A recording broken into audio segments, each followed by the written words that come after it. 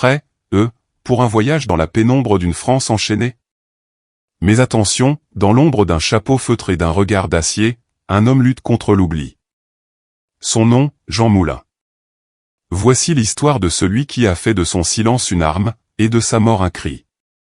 Jean Moulin, l'homme qui refusa de plier. On peut mourir pour ses idées. Mais on ne trahit pas les vivants pour sauver sa peau. Note retrouvée dans un carnet de résistants. Le jour se lève à peine sur Chartres, mais déjà, la ville semble suffoquer. Les pavés sont vides, les rideaux tirés, et le silence est devenu une habitude. La France est à genoux. Les panzers allemands ont traversé la Meuse comme un rasoir tranche un fil de soie. Le gouvernement s'effondre, Pétain s'apprête à parler d'armistice, et la République vacille. Dans le bâtiment massif de la préfecture, un homme avance d'un pas calme mais tendu. Jean Moulin, préfet d'Eure-et-Loir, est encore jeune, à peine 41 ans, mais son regard porte déjà les marques de la fatigue des siècles. Il est l'un des plus jeunes préfets de France, un esprit brillant, humaniste, cultivé, mais surtout, intransigeant sur l'essentiel. Dans son bureau, ce matin-là, on l'attend. 2 officiers allemands, raides comme des baïonnettes, l'invitent à signer un document. Il y est écrit que des tirailleurs sénégalais, soldats de l'armée française faits prisonniers, auraient commis des exactions sur la population civile. Jean Moulin parcourt le papier, la mâchoire serrée. C'est un mensonge. Une provocation. Une tentative d'instrumentaliser l'autorité française pour justifier l'exécution de soldats noirs, déjà massacrés par dizaines dans les fossés autour de Chartres. Il refuse. Les officiers insistent. La voix monte, les regards s'endurcissent. Le commandant allemand le menace de l'arrêter, de le remplacer. Moulin se lève, tourne les talons. Il sait ce que cela implique. Ce soir-là, il rentre chez lui. Il regarde une dernière fois son reflet dans le miroir. Puis il prend une lame. Un tesson de verre, une arme improvisée. Il s'entaille violemment la gorge pour ne pas signer. Plutôt mourir que d'avaliser un mensonge. Plutôt mourir que de salir la République. Mais la mort ne veut pas de lui. Il survit. Sauvé de justesse. Mais quelque chose s'est brisé, ou peut-être quelque chose est né. Jean Moulin, l'homme de dossier, devient l'homme de l'ombre. Celui que l'histoire n'a pas vu venir, mais que la France va apprendre à reconnaître dans le silence, dans la dignité. Il sort de l'hôpital quelques jours plus tard, un foulard dissimulant la cicatrice, comme un masque de théâtre. Derrière ce tissu noir, il devient autre. Ce n'est plus seulement le préfet, c'est l'éveil d'un héros. La nuit est tombée sur une France enchaînée. Pas une lumière à l'horizon, à peine un souffle dans les haies qui bordent le champ. On entend juste le vent. Un vent discret mais chargé d'un poids, celui de la clandestinité, du risque, de la mission qui commence. Dans cette obscurité presque totale, un homme marche lentement, une valise à la main, le visage figé par une détermination muette. Il est vêtu d'un long manteau sombre, chapeau rabattu sur les yeux. À première vue, on croirait un simple voyageur nocturne. Mais dans cette valise, il n'y a ni vêtements ni papiers anodins. Il y a l'avenir d'une nation. Des contacts, des plans, des messages codés. Et dans cet homme, une idée qui refuse de mourir. Cet homme, c'est Jean Moulin, préfet déchu, survivant du silence, celui que la République a presque oublié, mais que le général de Gaulle va bientôt appeler par un autre nom, Rex, l'émissaire de l'unité. Nous sommes en 1941. La France est divisée. Le nord est occupé par les Allemands, le sud libre n'est qu'un mirage sous la botte de Vichy. Dans ce chaos, Jean Moulin a pris une décision, quitter le pays pour rejoindre Londres. Il n'a ni certitude, ni garantie de revenir. Il sait que, s'il est pris, la torture l'attend. Et pourtant, il avance. Ce n'est pas un départ, c'est un arrachement. Sur le terrain isolé où il a été guidé, un avion britannique l'attend, un Westland lisandais, appareil court-courrier de la RAF utilisé pour les opérations spéciales. Il ne décolle que dans l'obscurité la plus totale. Son moteur, à peine audible, grogne dans l'ombre. Les pilotes n'échangeront pas un mot. Pas de salutation, pas de protocole. Seulement l'essentiel, le vol. Jean Moulin monte à bord. Dans un dernier regard vers le sol français, il ne voit plus les villes, ni les frontières, ni les visages. Il voit la résistance. Celle qui n'a pas encore de nom, pas encore d'unité. Celle qu'il va devoir incarner. L'appareil s'élève lentement, s'arrache à la terre comme un secret qui refuse de se taire. Dans l'habitacle, Jean Moulin ne tremble pas. Il réfléchit. Il organise. Il prépare déjà, dans sa tête, la France libre intérieure. Il n'est pas en exil. Il est en mission. Et pendant que la France dort sous la peur, un homme traverse la Manche, non pas pour fuir, mais pour revenir plus fort. Avec un seul but, unir. Unir pour libérer. La ville est grise, battue par la pluie et les alertes aériennes. Londres vit au rythme des bombardements allemands. Les sirènes hurlent presque chaque nuit, et le brouillard recouvre les façades comme un manteau de cendres. Pourtant, dans cette atmosphère étouffante, une autre forme de souffle s'élève, celui de la résistance. Jean Moulin, arrivé quelques jours plus tôt après un vol clandestin depuis la France, découvre un autre monde. Ici, dans les bureaux sobres du 4, Carlton Gardens, le général Charles de Gaulle mène une guerre différente, celle de la légitimité. Il ne commande pas d'armée sur le terrain. Il commande l'idée d'une France libre. Lorsque Jean Moulin pénètre dans la pièce, le silence se fait. Ce n'est pas une rencontre entre un militaire et un fonctionnaire. C'est une collision entre deux âmes visionnaires. D'un côté, de Gaulle, rigide, immense, l'œil perçant, la voix grave. De l'autre, Moulin, élégant, discret, le regard aussi calme que redoutablement lucide. Le général ne cherche pas des subordonnés. Il cherche un pont vers la France intérieure. Quelqu'un capable de parler aux résistants sans les diviser, de convaincre les mouvements hostiles entre eux de s'unir. Quelqu'un qui sache rester dans l'ombre, mais travailler pour la lumière. Jean Moulin écoute, puis accepte. Il ne demande ni poste, ni titre, ni récompense. Il veut simplement agir. Il connaît les dangers. Il connaît la trahison.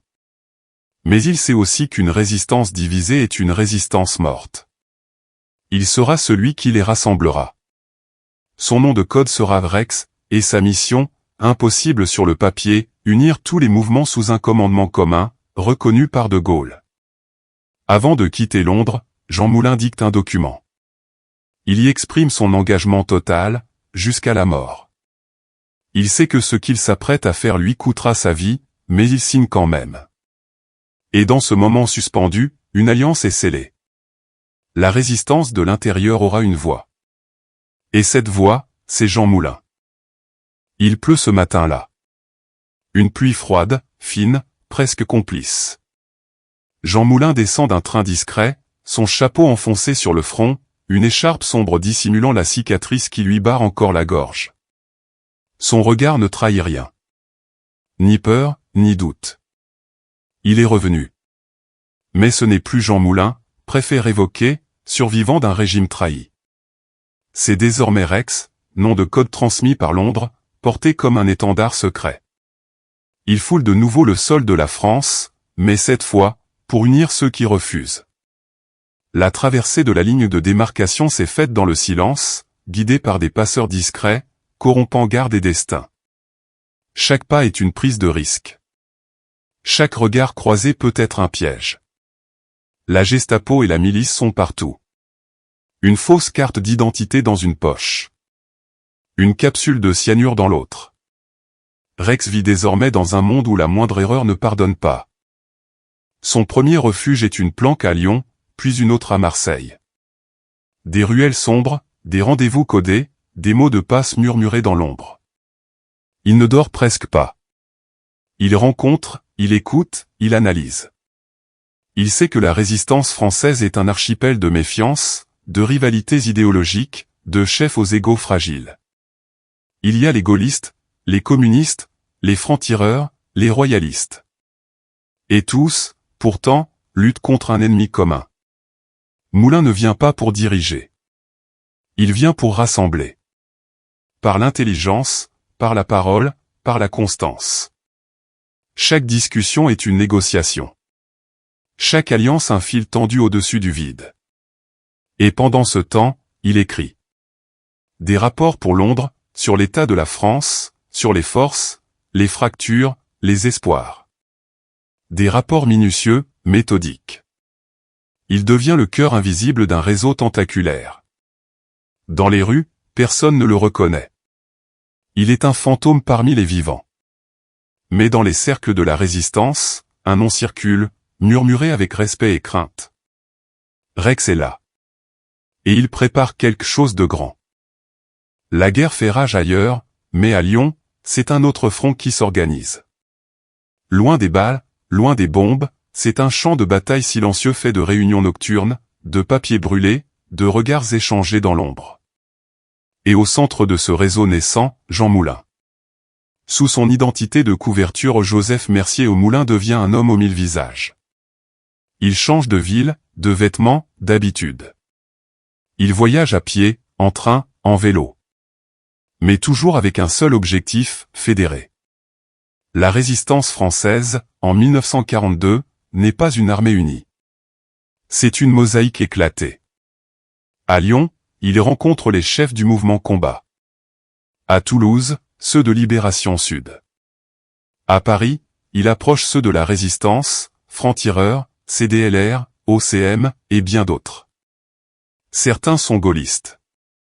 D'autres communistes. Quelques-uns monarchistes. Tous méfiants. Jean Moulin ne cherche pas à les convaincre avec des slogans. Il parle stratégie, logistique, reconnaissance, et surtout, liberté. Il ne demande pas qu'on abandonne ses idées, seulement qu'on accepte de lutter ensemble. Il incarne la voie du milieu, celle du compromis et de l'efficacité. Il ne force rien. Il fédère. Avec son élégance naturelle et sa détermination froide, il impose le respect. Il prend des notes dans des carnets codés. Il crée des ponts, pose les fondations du futur Conseil national de la résistance, CNR. Il introduit la logique, une seule voie, un seul plan, un seul canal vers Londres. Mais la tâche est titanesque.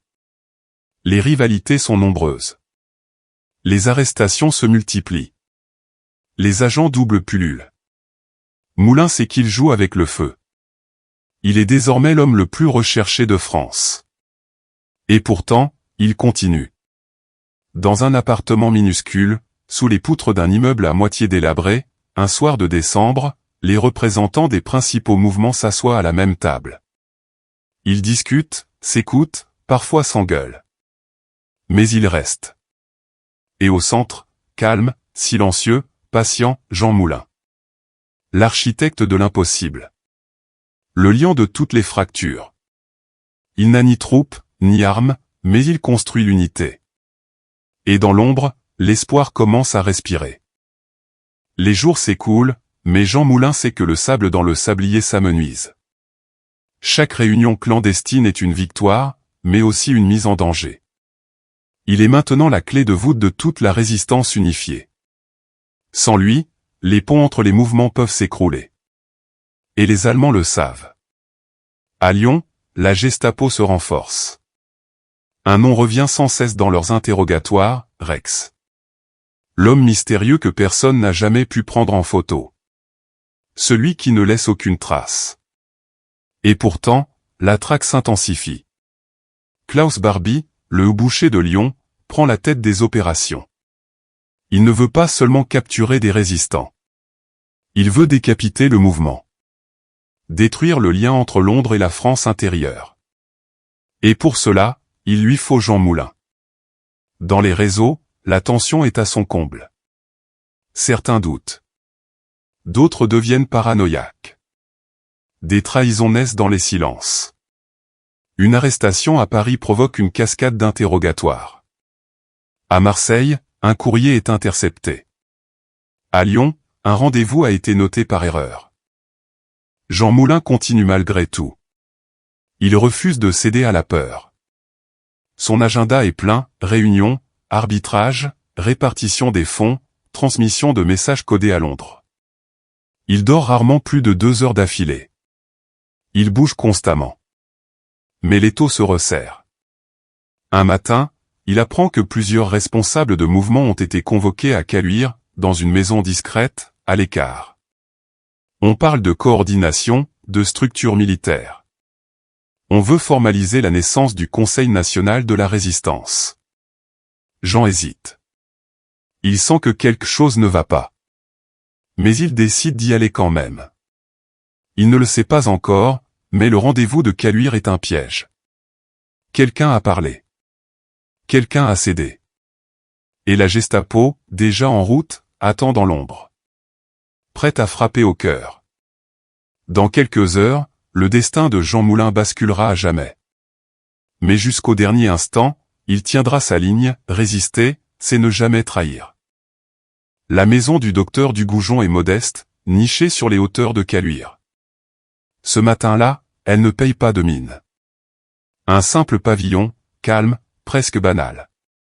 Mais dans le salon, à huis clos, se joue une partie dont aucun des protagonistes ne sortira indemne. Ils sont 8, assis en cercle, autour d'une table couverte de dossiers et de feuilles. Jean Moulin est là. Toujours discret, toujours élégant, son chapeau posé près de lui. Il écoute. Il observe. Il coordonne.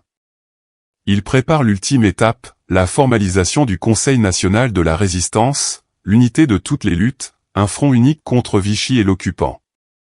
Mais dehors, les ombres bougent. La Gestapo est en route. Klaus Barbie, informé du lieu et de l'heure, a monté une opération chirurgicale. Les voitures s'arrêtent en silence, les bottes crissent sur le gravier, les agents bouclent la rue. Tout est minuté, calculé. Il ne s'agit pas d'un simple coup de filet. Il s'agit de capturer Rex. À l'intérieur, l'atmosphère change brusquement. Une sonnette.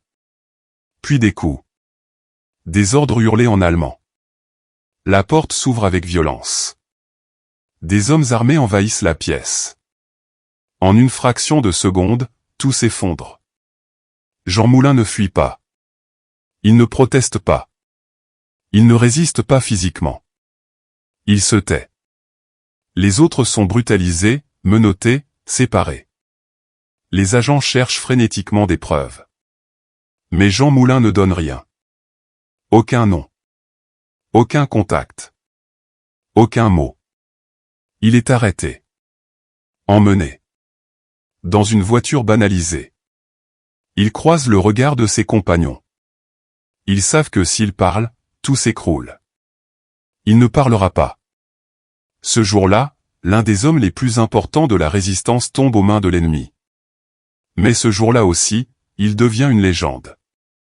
Jean Moulin est désormais seul face à la Gestapo.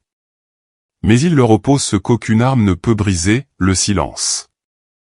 Il y a des murs qui ne parlent jamais. Ceux de la prison de Montluc, à Lyon, sont de ceux-là. Froids, rugueux, couverts d'ombre et de cris étouffés. C'est ici que Jean Moulin, alias Rex, est enfermé après son arrestation à Caluire. Dans une cellule sans fenêtre, un homme attend. Il n'a ni stylo, ni journal, ni message à écrire. Il a déjà tout dit, en acte. Il se tait. Mais dehors, dans le couloir, Klaus Barbie marche d'un pas calme. Le boucher de Lyon, visage de glace et nerfs d'acier, a une obsession, faire parler Jean Moulin. Il sait que s'il obtient ses secrets, il pourra faire tomber les réseaux, démanteler la résistance, et éteindre le feu allumé depuis Londres. Commencent alors les jours les plus sombres. Les passages à tabac. Les simulacres d'exécution. Les privations, les questions qui tournent en boucle. Quels sont les noms? Où sont les radios? Où sont les armes? Mais Moulin ne cède pas. On le frappe au visage, on lui broie les côtes. On tente de le briser, de l'humilier. Mais tout ce que les nazis obtiennent, c'est le silence.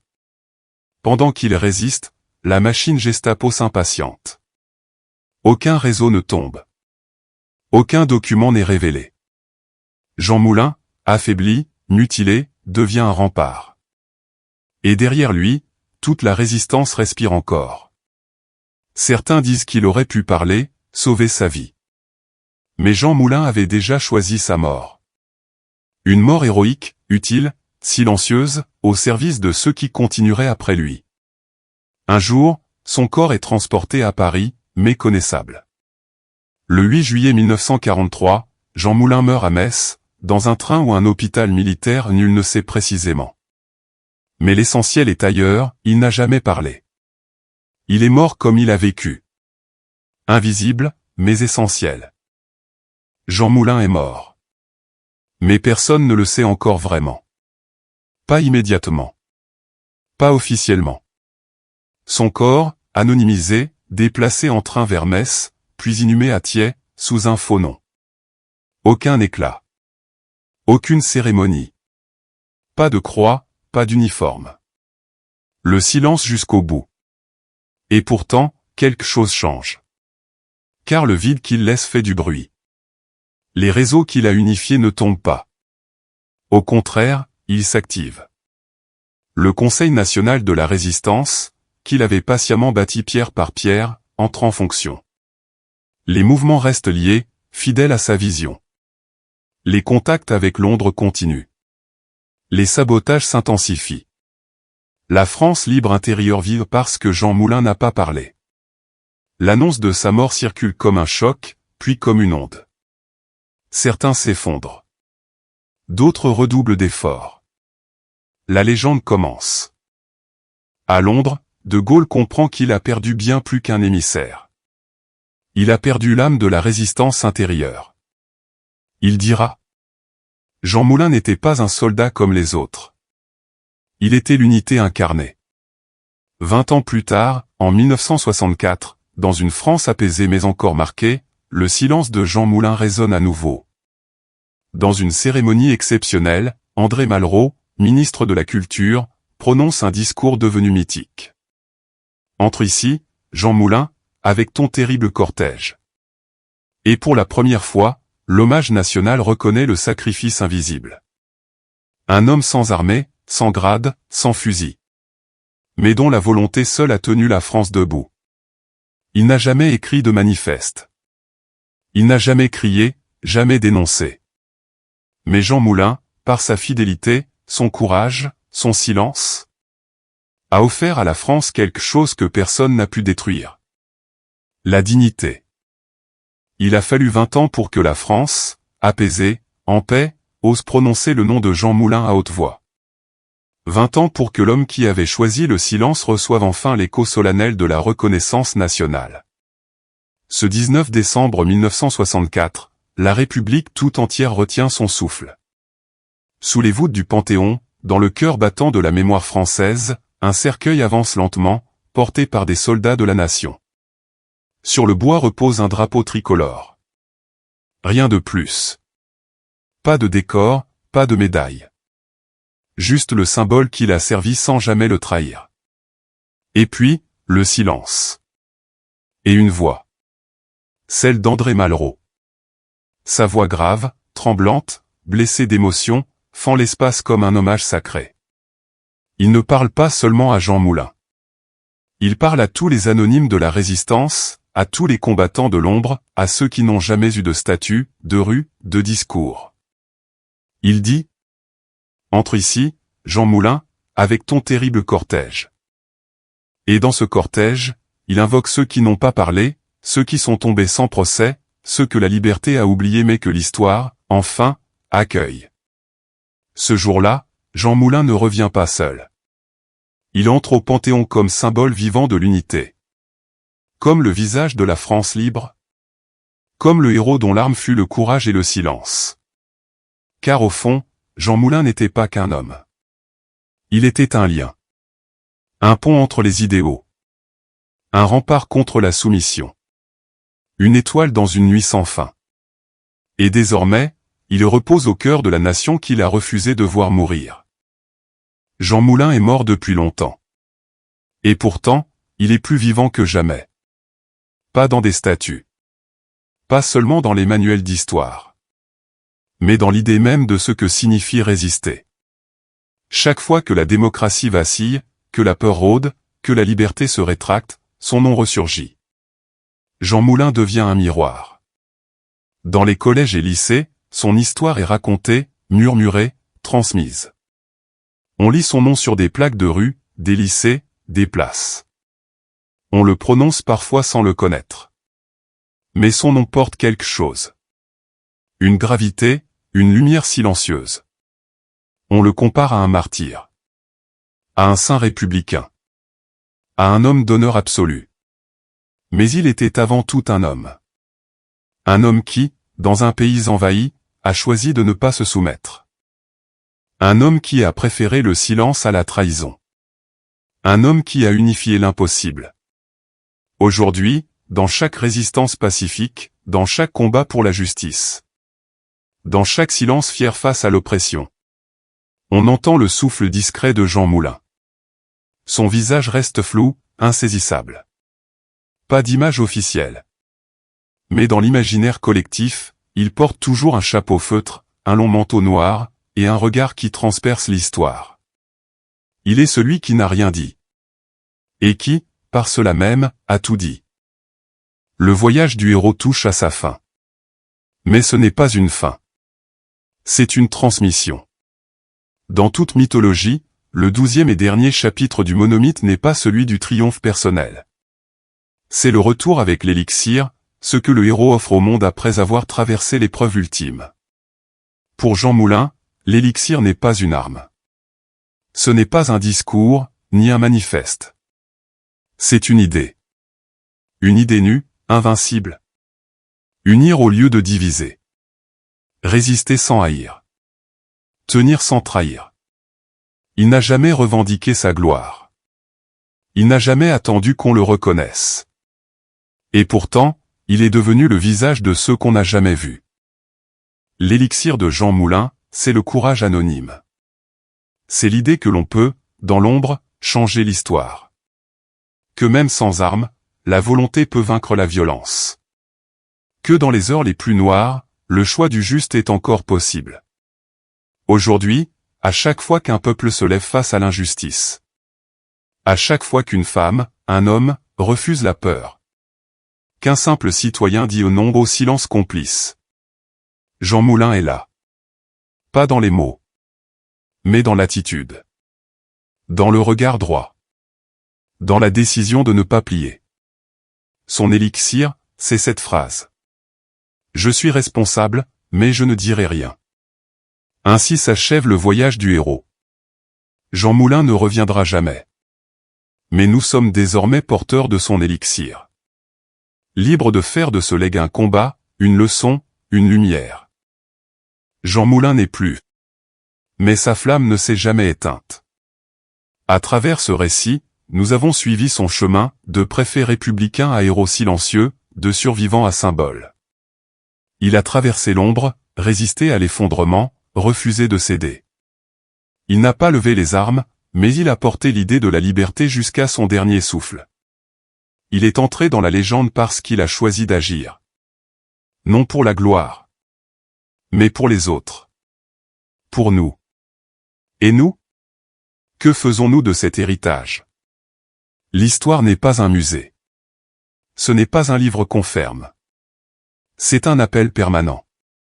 Chaque époque a ses formes de résistance.